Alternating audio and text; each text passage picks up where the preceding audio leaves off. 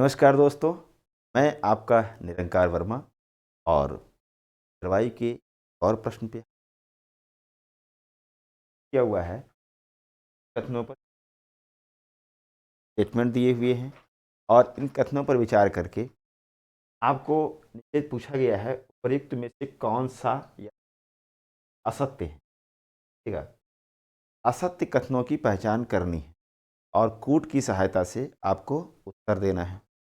अब देखिए, पहला स्टेटमेंट क्या लिखा है। क्षोभ मंडल ट्रोपोस्फेयर में जलवाष्प तथा गुप्त ऊष्मा की मात्रा में परिवर्तनशीलता के कारण संवहन तथा अभिवहन की क्रियाएं होती।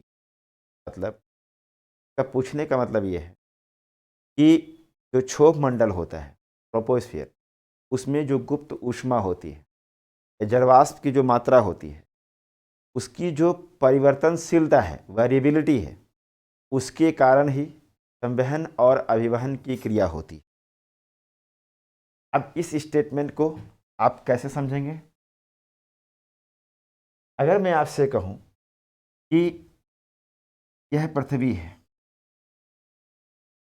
और यहाँ पर हमने ले लिया, ये मान लो क्षोभ मंडल है, वायुमंडल की एक परत है क्षोभ मंडल।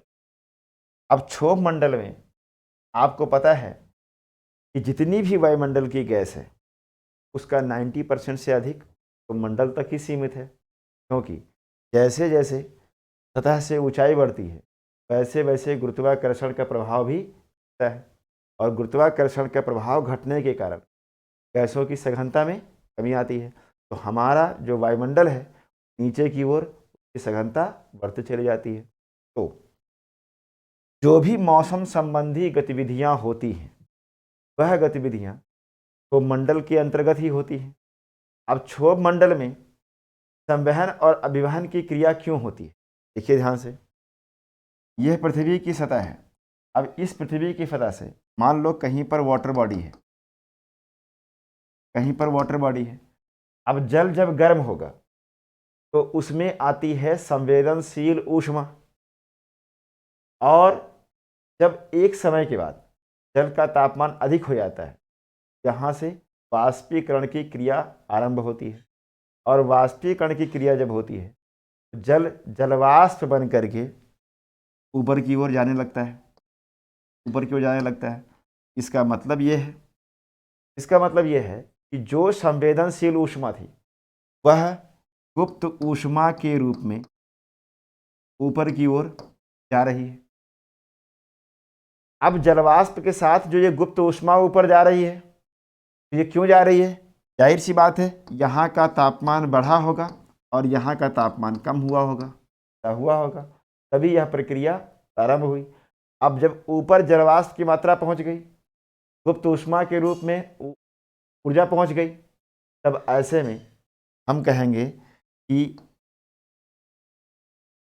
क्षोभ मंडल के अंतर्गत संवहन की क्रिया हो रही है। मतलब जो ये वाष्पीकरण हो रहा है, जो ये हीट का ट्रांसफर हो रहा है गुप्त ऊष्मा का ऊपर की ओर, यह कौन सी विधि से हो रहा है?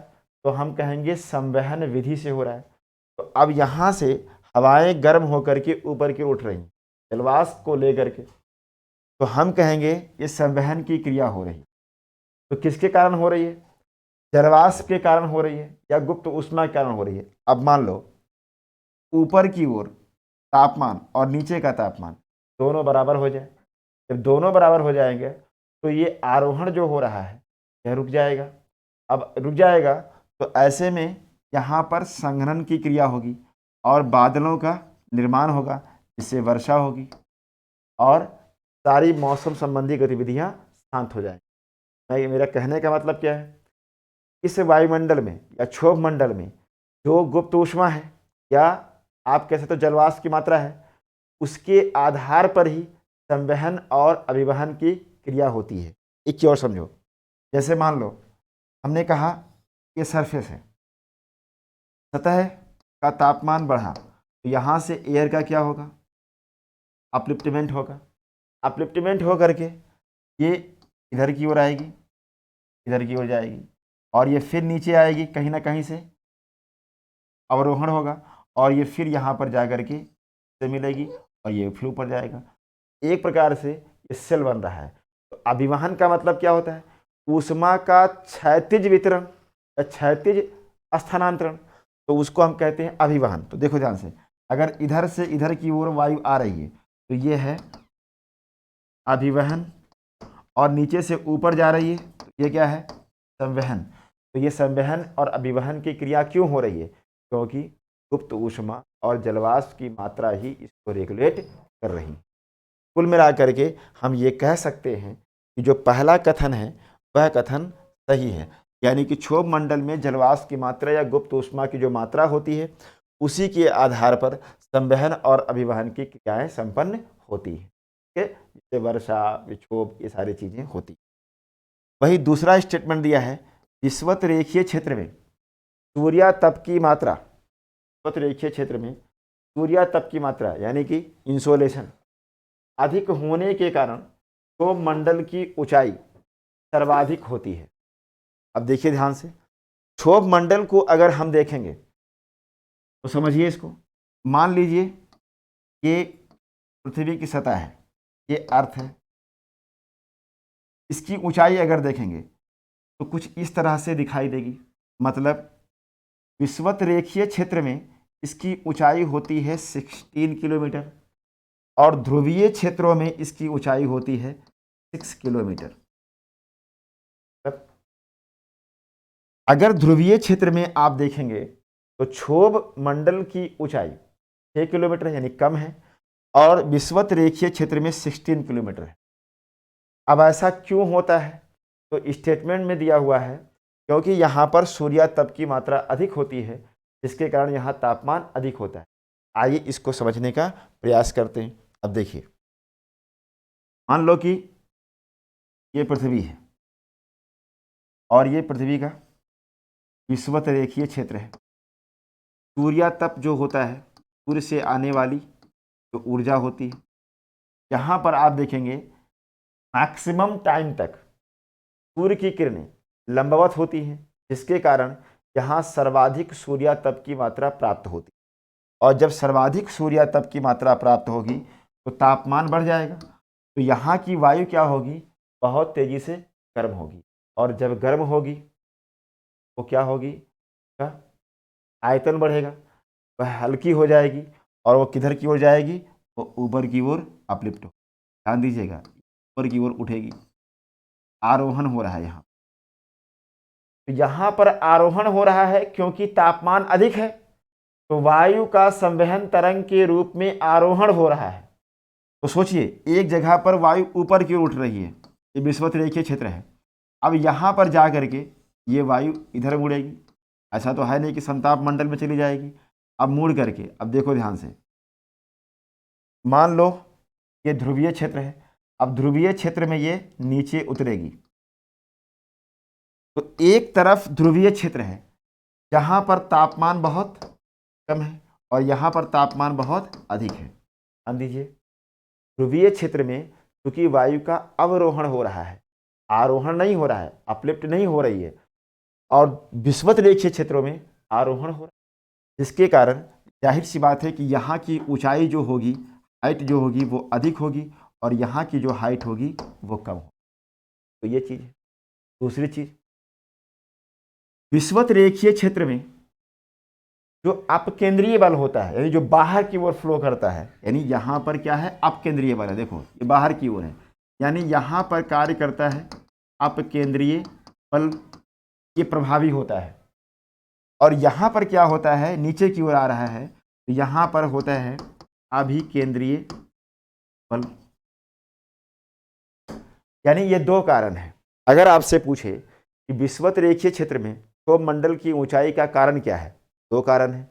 एक कारण आप बताएंगे, इस क्षेत्र में सर्वाधिक तापमान होने के कारण वायु का संवहन तरंग के रूप में आरोहण होता है, जिसके कारण इसकी ऊंचाई बढ़ेगी। और ध्रुवीय क्षेत्रों में न्यूनतम तापमान होने के कारण वायु भारी होकर के नीचे की ओर बैठेगी, जिसके कारण उसकी ऊंचाई कम होगी।